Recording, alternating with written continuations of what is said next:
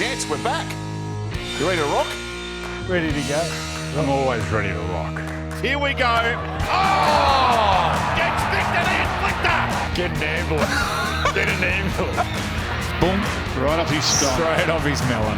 Oh, I can't believe he did that. With a long-range shot, the arms up. It's a point. It was one of the great days.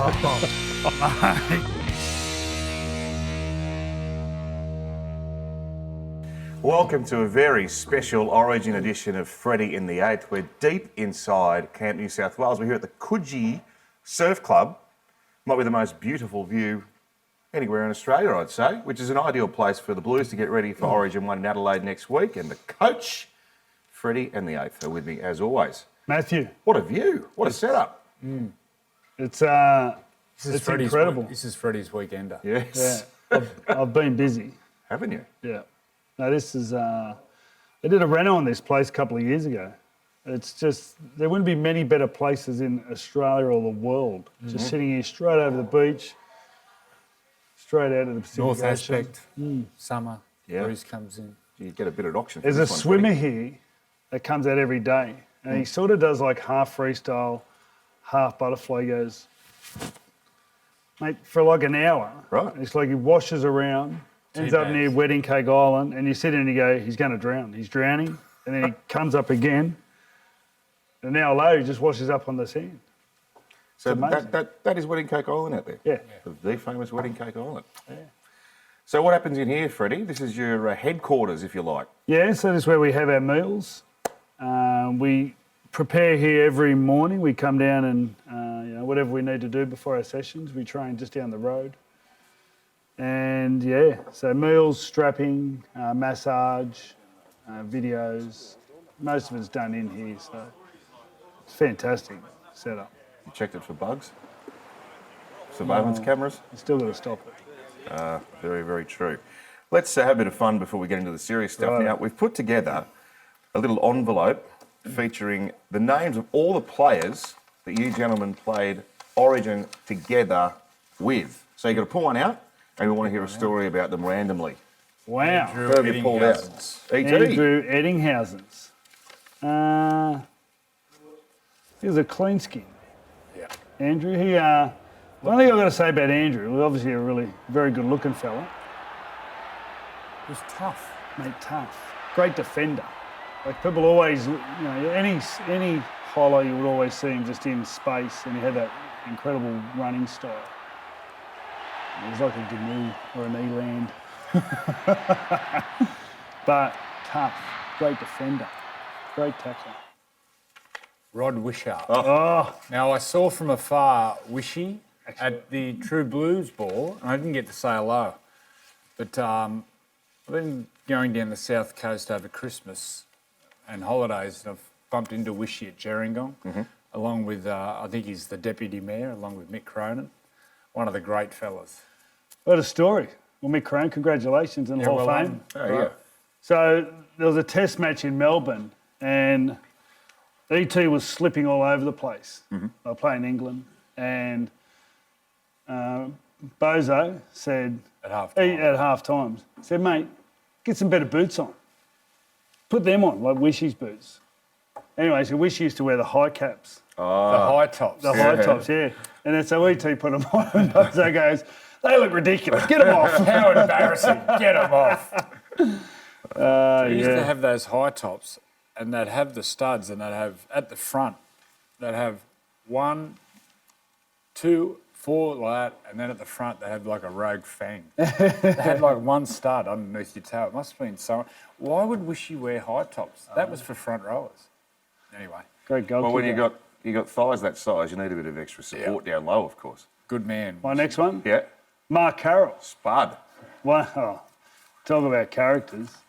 The best part about the warm up and into a game was you'd walk into the toilets and there'd be Spud in front of the sink, just splashing water on him and just slapping himself. He'd just be red raw from slapping himself on the face and body and Power.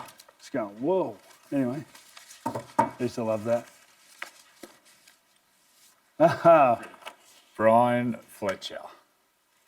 Yeah. The instigator of the grenade. Yeah. A lot of the stories you can tell about Fletch. Not You a lot. can't tell. Not a lot Yeah, of the broadcast. I think we'll leave them. Yeah. Not at the bonding sessions. He was front and centre. One of the funniest men. One of the ever best. met. There was a period there where one of the best players. He was a incredible player. Never got, whether you get the credit or not, but his comedy has taken over. But a couple of years there, he was just him and BK and Him and Gordon. Ben Kennedy. Between him, BK and Gordon, like just incredible. And then you had sort of a few of them around. Fletch and Ben Kennedy used to room together. So Fletch used to talk BK down, settle down. BK get incredibly sad after the bonding nights. You have to give him a bit of cuddles. Has anyone got any stories about Paul McGregor? I've got a story about our first camp together. Here's my roomie. He's down the back there. And, he stayed in King's Cross longer than he should have. I'll leave it at that. Won't be happening in this year's camp, Brad. They've closed it. We're a King's long, Cross long way has been from King's closed. Cross. I have to Bring say, John up, he'll open it up. Last King of the Cross, is that a TV show? Cracking show too. so a lot of the build-up to Origin's always combative, if you like, but I feel there's a bit of extra edge this year in the first couple of games, a little bit of lip service, and even you have a look at the selection of the teams, a lot of discussion about Tavita Pangai and, of course, Hudson Young for you, but I'm looking forward to Flegler versus Pangai up front. There's going to be a bit of fire in that. Do you sense there's a bit of extra edge this year? They love it. Well, Flegler loves it. Yeah. Pangai loves it. The banana farmer from Tully, Yeah. Thomas Flegler. Just banana fingers. Yeah, it'll be on. It'll be on for sure. As much as it can be these days. Now, did Tavita go to school with David Fafita? He didn't go to those Gold Coast schools. Tavita's He's Newcastle. in Newcastle. No, Payne spent some school time with those lads. Yep. I think there's a few out there at the moment. Plenty's gone over the last couple of years, so I think it'll be interesting the fact they played for Australia together. That actually adds spice. They know each other. It's sort of Three big front rowers, Tavita, Payne and Junior. It's three big boppers. carrying some. Lindsay, Flegler, Tino, Tina, it's going to be some battle. big lads. So aggression was at the forefront of your thinking with your selection, obviously, Brad. I mean, this is an aggressive, winning team, isn't it? Yeah, absolutely. That's what I think we need at this stage. And Jerome Luai making a few comments about Selwyn Cobbo's attitude all yesterday. So He's one of those players, Jerome, he's got no filter. He just says what he thinks. He's one of those players also, people love him or hate him. He's just one of those players. If you support his team, if you know him, he's a hero. If you don't know him, you play against him, he's a villain. he's roared back to form, hasn't he? His last couple he of was games, quietish yeah. at the start of the year. He's been tremendous the last four. His last couple of games have been good. Yeah. I think Penrith have been good. And I think on the back of, them working better together. And that's a huge part of halves and 5/8s and, their connection and whatever you want to say. But, they're looking a lot better, Penrith. Campbell Graham, disappointing. Now, explain what's happened there. He's carrying an injury that doesn't allow him to train early in the week. Well, there's a process. The process is you obviously weigh up all of what you've seen over the weekend. You speak to people over the weekend, then those games on Sunday. There was a Jake Trbojevic situation where he also re-injured an injury. But Campbell Graham, and I've spoken to Campbell Graham many times during the year because we've had a lot of South games, so just been carrying an injury. And when I spoke to him on Sunday night, he'd had a scan that day and it was a bit worse than it was prior, and he's saying it was a bit more painful than it had been prior. And if you're the 18th man, you need to be ready. You need to be training and you need to be able to help out. If you need anyone to do any sort of shoulder work and contact work, pretty much that's the job of the 18th.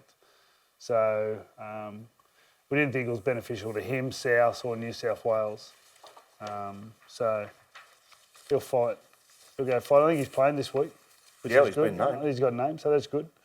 And he's been in such good form. So there's a couple of pretty good players in front of him. I find it interesting the limited amount of time he actually had to prepare. I know you've talked about this, both of you, quite a lot in relation to combinations being selected. But it's been an interesting juggle for a coach. It's a big commercial operation, Origin, but then you've got the job of putting a team together. So how do you get the balance right? Well, that's 4 months leading in, that's what you do. Yeah. You sit down with a big map and go, what are we doing? And then obviously there's the footy side of it. There's picking the players, there's the tactics and how the game's evolving. And then there's the commercial side, which you need to appease sponsors and the NRL and New South Wales Rugby League. And so it's busy, and you try to give them as much downtime as possible, but it takes months of preparation, all of it, putting everything together. So, So how many sessions will you get? So we did, we walked through a session yesterday because a lot of blokes are carrying nigglies. We'll do a session tomorrow, a session Friday, Sunday. That's it. Gee, it's not long to get ready, is it, Joey? That's why combination's so important. People jump up and down about certain selections, but you look at the nucleus of the team, Tedesco, Turbo and the outside backs, Fox, To'o, Turbo, Latrell, Jerome, Nathan, Isaiah,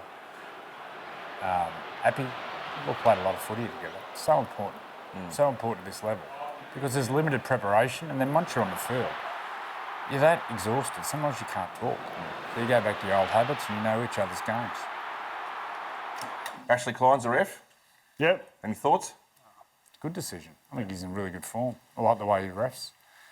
Low penalty count, manages the game, he has a feel for the game. Good appointment. Yeah. Do you feel, I think, was it last week, South Para, was he in charge of that? That was the best game I've seen officiated. At half-time, there was no 6 to go and 3 penalties. And it showed the game. The game flowed, the game was open. There was real fatigue in the middle of the field. And then late in the game, because of limited stoppages, the game really opened up. I like the way he officiates the game. So I've heard an argument from some people, or at least a debating point this week, that maybe Origin needs 2 to 3 people in the bunker. No. More eyes don't necessarily No, more equal eyes, more accurate human error, decisions. more chit-chat, longer in the bunker. I think in the past few years, especially myself, about the bunker, that we're looking at things in super slow motion in certain elements, just look at it in real time, a couple of looks, get it over with. Well, let's, on the way to the break, go inside the New South Wales sheds back in 2004 after Game 1, when the Blues very famously won the first ever Golden Point Origin game thanks to a Sean Timmins field goal. And this is what Coach Phil Gould had to say after the game. Everything we talked about in the lead up to this game just came true in front of your own eyes. How these games go down to the back end, how there's one mistake between the two sides. How you just got to keep getting off your arse and keep going to the line and keep getting on the wall and keep going there to do your defence. Some outstanding passages in that game. Some huge Origin runs when we really needed them most. We've had a number of blokes go the whole distance tonight, 84 minutes in a State of Origin game. Outstanding performances. Our 2 young wingers, first go in Origin, absolutely outstanding under the pressure. Our fullback, absolutely fucking outstanding. It's only Game 1. We've got to do it all again. And so are they. And they'll be fucking ready too. So whilst we're happy with what we're doing, in life you've got to handle triumph and you've got to handle disaster. We had a little bit of disaster earlier in the week and we handled it well. We got here tonight committed. We got here tonight and played for our fans and we did a great job. And you're to be congratulated for that. We handled our disaster. Now let's handle our triumph well too, all right? Let's handle the fact we've won. Let's go away and work on our game. Look where we could have won it by better. Look where we could have lost it. And make sure we come back a better team in Game 2. Make sure you come back a better player. Now that you've been through it and you've seen where it is, doing something you're not renowned for. Now, last week I said to Sean Timmins, when Mick DeVere wasn't in the side, I said we needed a second goal kick. I said to Sean Timmins, you kick goals, you can kick goals if we have to. He said, I had a shot 5 years ago from in front and I duffed it to win the game. He said, I haven't had a kick since. There's 2 types of players when it gets down to the back end and the results in the balance. There's 2 types of players. There's those that want the ball and those that don't want the ball. And here's a bloke that's got demons in his head over kicking for goal and missing it to win the game for his team that in the 84th minute says, shot it to me. And he stands up and does something he's not renowned for. Isn't that what Origin's all about? We fucking nailed it. And we're the winners. That's what Origin's all about. Some of us did some really courageous things out there. I watched his like hawks. And I'm really proud of you. Really fucking proud of you. And we can only get better. 3 cheers for us.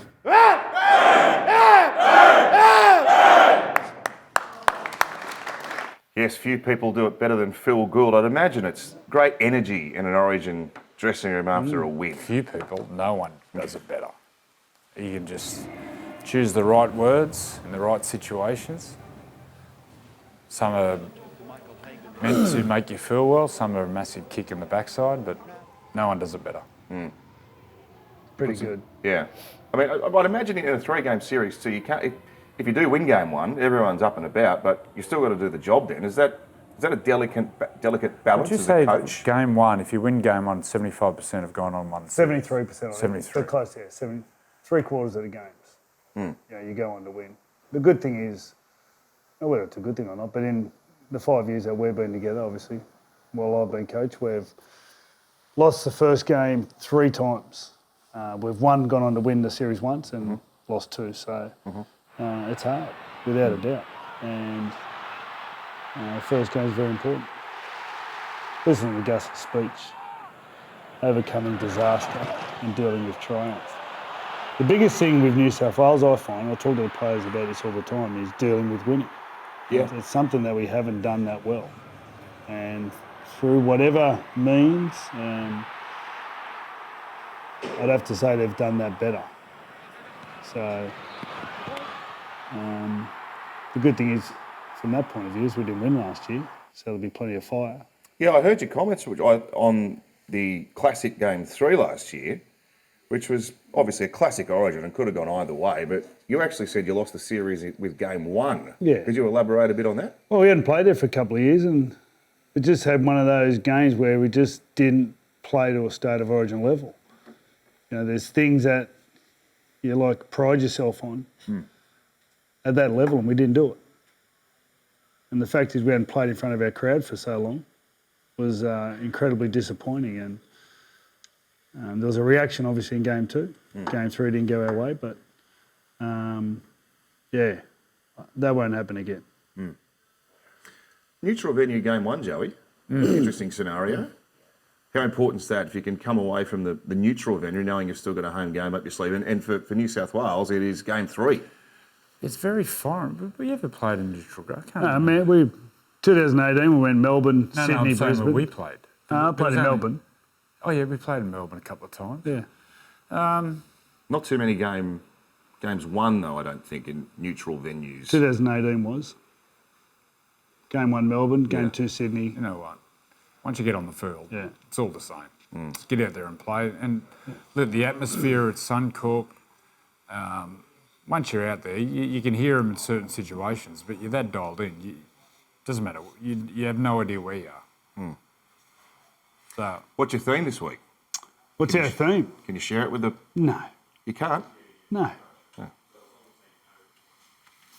You've got to ask. So, the unrivalled performance of the week, little segment for us here during Origin, brought to you by Ram Trucks, Australia's best range of V8 Hemi-powered pickup trucks. Ka-ching, ka-ching. Can't go past Tommy Turbo. How good was it to see him roar back to his best at the weekend? Must have been a great relief, certainly for everyone associated with the Blues. Have you got a Ram truck after that? Absolutely not. You deserve They're one. giving us 2, and they're both going to you, both of you. You deserve a Ram truck after that. do they do electric? I see it's V8. Ooh. If it was electric, I'd drive it. You can't close coal mines and still drive a Ram truck. Exactly. Any thoughts on Turbo? Oh, he was sensational on the weekend. And I reckon he would have been sick to wherever. People asking him about his body and this and that. He went out. I think it also with Schuster back, freed him up a little bit. But he killed it. Schuster was good. Schuster was I'll tell you what, they both had big moments early in the game. Turbo dropped the first ball. Yep. Which, everyone, well, even listening to Gus's comments and Billy just talking about, he could be off here and he didn't move and, he looked restricted and, and then also Schuster. Missed that Missed that early tackle, which, just wasn't in position, was a bit, it was a bit slow but they just turned it around. It obviously just got rid of some nerves and off they went. But they were, you see what Schuster does, don't you? I don't know how he does it actually. That little thing. I don't know how no one seems to be able to get it. The no look pass, the tempo, the eyes. They'll work it out, but you know that's why he starts to he needs to add some more into his game. He doesn't run that much. Well, the variation, when he turned Turbo back on the inside, there's another variant, but I totally agree. He needs to start running the ball. Pick his times to run the ball. If you're running the ball at the right times, it improves your ball playing, improves your passing. But we can see the talent of Josh. We just need to see it week in, week out. So that's the challenge. So they got Knights. They got Knights, yeah. Be interesting. Carlin will be busy, obviously. He'll be that'll be. Gags. Saw Josh Schuster in the wake of that victory on the weekend come out and say publicly he knows he's got the ability to be the best player in the game. Nice. Yeah. Do you like that? I love that. Yeah. Totally. Take it on. I think everyone can see it. Take it on. He's a special player. You don't see players with that gifted vision and hands, soft hands, and how big and strong he is. I coached him in the 16s, and I think he scored a try and he set up 2 tries. He may have scored one of them, but he did a pass. So the 16 just going bang, flick back that way, bloke just went bang. Sitting there just going, well, this, he was too good for him. Has he always been a 5'8"? A big 5'8" player, played a bit of back row. He played back row, and I think in that team. I think Jock Madden might have been the 5'8". Who does he remind you of? Was there a player from the past you can think of, like a ball-playing big man like that? No, it's Not That rare? Not Wow. that. No, he's a first. Gee, He's a first. that's a big rap. I will say, a bit like Anthony Tupou, Tips was good at that. Toops could do that unbelievably. Somehow just could hold the ball up, absorb people, and just put in their breadbasket. Freddie, you have What do we got? avoided becoming the most unliked man in New South Wales by leaving Nicho Hynes out. He's in. He's in. His form just could not be ignored. Yeah.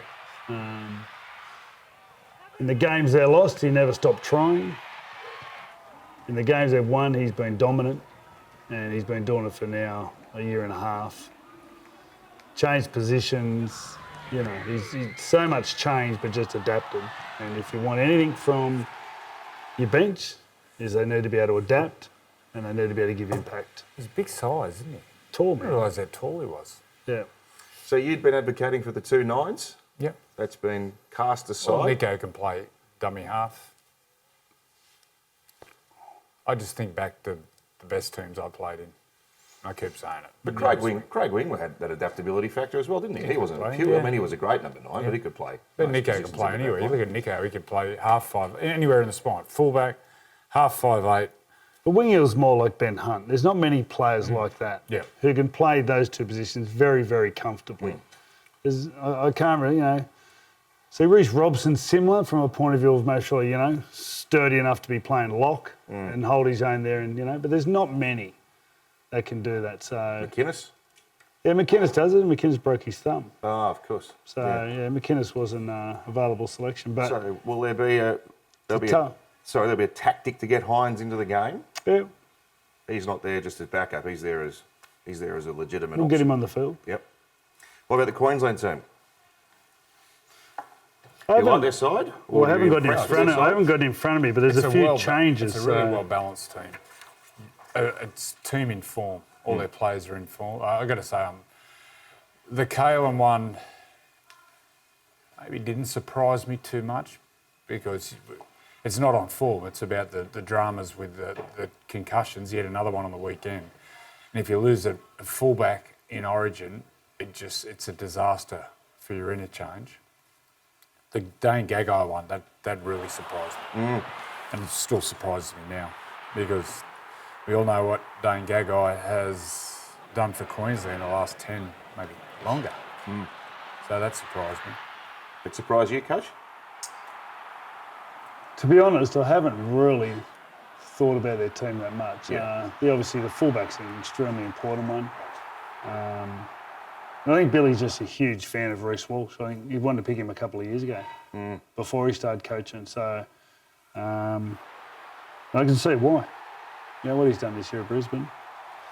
Hamiso, I just feel like, once again, I just think his form is nearly unavoidable. it's interesting the fact that Dane's been so solid for Queensland, but I think every now and then, you know, Hamiso's speed and what he's been doing for the Dolphins, he's been incredible. So they're a good team. Like, there's a lot of good players in both sides at the moment. Yeah. So, I mentioned that it seems your team's been picked with, you know, winning the game in mind, no defensive thought. You'd say the same about Queensland. Fafita in the back row gets recalled, Flegler up front, and you look at the players they've left out of the team. No Campbell. He's been a stalwart for the last few series as well. Yeah. Munster, Reece Walsh working down that left side, Ben Hunt, Harry Green around the middle. They got strike all over. Fafita, he'll be a handful playing around Munster and Reece Walsh. Could be an Origin game defined by attack. Can't wait for it. Wednesday night coming. Make sure you're right in front of your television. We're live free and exclusive on 9 and 9 now from the wonderful Adelaide Oval. There's a line stretching over 1,000 kilometres from the desert to the sea. It divides two kingdoms. A battle line. To the north, a state built on pride. Queensland are dominating. They come tougher every year. That shook the stadium. On the new south side, an army of cool precision The Blues are on a rampage. and a ruthless state of mind. This is a game like no other. They are always brutal. The fearless gladiators will unleash raging fury. Physicality like we have not seen. It's war for the Origin throne. Oh, what a moment in Origin history. Exclusive, live, free. It doesn't get any better. Ampol, State of Origin. Well, as you know, Origin can turn people into heroes in the space of 80 minutes. One play, one performance. You become a hero for your state. I wonder who's going to be an unlikely hero if there is one on Wednesday. This is top of my head. Probably the biggest unlikely hero of all time is Arthur Beetson. They plucked him out of reserve grade, and they talk about where it started, mate against mate, when he necked Mick Cronin. Yeah. Mick Cronin the other night said that they talk about that. He said, but if Arthur was fair dinkum, he'd be still snoring. So he reckons it was only a love tap. yeah. But, you know, without Arthur coming back and without Arthur playing like he did, would he have inspired June Miles, Chris Close, Wally Lewis? Would he have got Origin to people to believe that you can play against your best mate and still go as hard as ever, if not harder? Chris Close was an unlikely Origin. 2 metre hero. matches? Yeah, the match in the first two First Origins. two, yeah, he scored some amazing tries. That you go through. Faddy obviously coaching in 95, that's a big one. Sean Timmins kicking the winning field goal at 5'8". Yep. Suppose you get the unlikely heroes in Origin, Brad, because a lot of it comes down to effort and sheer will, doesn't it? You don't have to be the most talented player out there to do something of significance in an Origin game. It's only over a couple of games. So you don't have to do it for a year. And you're not worn out by, you know, the longevity of a season and seeing the same people week in, week out. And what you do is it's just intense. And if you're there at the right time, you've got the right frame of mind on, and yeah, you can just become a hero. So our Stories of Origin podcast that has been Series 2 about memorable Origin performances. Monday's episode just released was about the Morris boys. In Playing busted. 2014 game where they both Popped had his injuries. shoulder, did One his knee. broke and dislocated his shoulder, and Josh did his ACL. That So one there's where Josh ran from the sideline, Yeah. tackled Breaking GI, news. Yeah. and GI gets tackled. So where did he come from? Well, he came from the New South Wales Yeah. bench. Yeah. I think he was offside. Well, that's courage. Yes, well, that's. I mean, they're not unlikely heroes, but they're great Origin players. But Well, he pushed the physio away. yeah. The physio was out there looking at him. He just got up and just made a tackle. And then Monday coming, Adam Mogg, who played 2 games for Queensland and that was in 2014 as well, which started the run, games 2 and 3. Replaced Greg Inglis and played his 2 Origin games with just best player on the field. So that's what Origin can do. On the flip side, club footy, no Origin players this week. So How's your tipping going at home, by the way? Seriously? I was sitting near the top. I didn't have a good weekend. No. I think I went okay on the weekend. I didn't tip Para. Yeah, I lost both. I my tipped the Sunday Knights. games. Anyway, All right, Dolphins, Dragons, Thursday night. Dolphins footy up on there. 9. They're up there. Though. They're a different team at Suncorp. Interesting to see how the ground holds up at Suncorp. Well, the Dragons started like a different team, and then the Roosters, I thought, through Luke Keary and Teddy, were too good for them, and they never gave up. I don't know, without Ben Hunt, do you still get that because he's so competitive? But I thought there was times there where they looked fluent again, playing footy. They looked good. For the Dragons fans, it's a look to the future. Sullivan. Sullivan halfback, Amon Amoni. 5'8", Terrell Sloan fullback. Stating the obvious, but a win can change the mentality of the footy. yeah, What totally. about the Tigers on the weekend? Yeah. They won 3 of the last 4 now. Yeah. I think at the start of the year I said Tigers will be around the 8. And you've been getting bagged mercilessly for the first 8 weeks, Andrew. Well, Junior Tupou. oh, what a player. And it Stafford Toa. Yeah. Stafford Toa. Seriously. What about No that? good tackling. I know. Val couldn't tackle him. Oh, wasn't he in Newcastle? Yes. Yeah, he was Let's not do that. Para Cowboys. Para. What about the Cowboys? What happened there? Well, you'd expect a bounce back. If there's no bounce back this week, there are some serious questions. And who was 18th? Was Dearden 18th? He's not named. So, So Ben he Hampton doesn't has been play. named at 5'8". Right. Yeah, he's 18th for Queensland, Yes. so he doesn't play for the Cowboys. Yeah, that might be a bit short. Para's still got Run out of Gutho, back still got rows. Moses. Cowboy, you'll have to see something. If there's no lift, especially defensively, serious questions to be asked. In watching that, the Tigers, obviously the defence played a part. So obviously they were hopeless. But the style in which they played, Tigers, sorry. considering what they were doing, even 6 weeks ago, They just simplified it. I think Luke Brooks, first time he touched the ball, the first 6 times, he just ran the ball. And it all got on the back of that. It was good to see. Played a good style. it's been interesting watching the coach, and I spoke about it last week, how Tim Sheens, and Benji hasn't spoke to the media once, Yeah. not once, Yeah, he hasn't either, has he? not a word. Yeah. Yes. Tigers might make the 8, Andrew. Who'd have thought? How many points are they on? I think they're about a couple of wins outside. So what's the 8, still. 14? I think the 8's Is it 4. 12 at the moment? You've got to throw buys into the equation and stuff, so it's all a bit liquid. And Manly, Well, during this period, during Origin period, Or Appy. they got Appy out.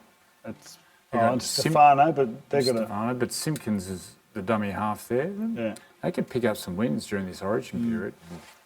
Manly travel to Newcastle, and I'm sure Carlton Ponga will be looking to make a real statement here, Joey. Well, you'd think so. Rock hard surface, Sunday afternoon, traditional rivals. The rivalry during the 90s between the Knights and the Sea Eagles. What's the weather like? Fine. Fine. Yep, fine. I think Friday we're getting a bit of rain. How much? About 3 mil. And what time might that fall? Between mid-morning. You got a forecast for Adelaide in 7 days' time? Yeah, it's fine. Oh, right, 17 good. degrees. Yeah. The Excellent. kick-off time's going to be 8. Right, okay. Pack your thermals. Yeah, I got those gloves. Yeah, Knights. Gagai and Kalen playing a big in, and then with the no Trebojevic brothers or no Trebojevic 3 brothers. Hamstring, Ben. Yeah, he's out for 8 weeks. So it's going to be a big ask for Manly. Knights just have to win. Just have to win. Good luck, my friend. Thank you. Enjoy the week. I shall. I think it's an exciting game. I think it's really shaping up to be an exciting game. The 2 teams that have been picked, anything could happen. Just a great time of year, isn't it? Yeah. Like the weather's good. Can you imagine if you put these 2 teams back to the mid-80s? Oh, just wind them up. And He's let 'em saying bring go. back the Biff. New South Wales coach says bring Biff back to Origin. There's our headline. I just made it up for you. These 2 teams, they're very, they love combat. They love the battle. So, yeah, I look forward to it too. I think it'll be a great game. Tavita up against the banana farmer. That'd be good. Thomas Flagler. All right, we'll see you in Adelaide. So, That's Freddy the Eighth for this week. We're not back next week because we've got Origin, but we'll see you the week after that looking back on game one and ahead to game two. Ta-da.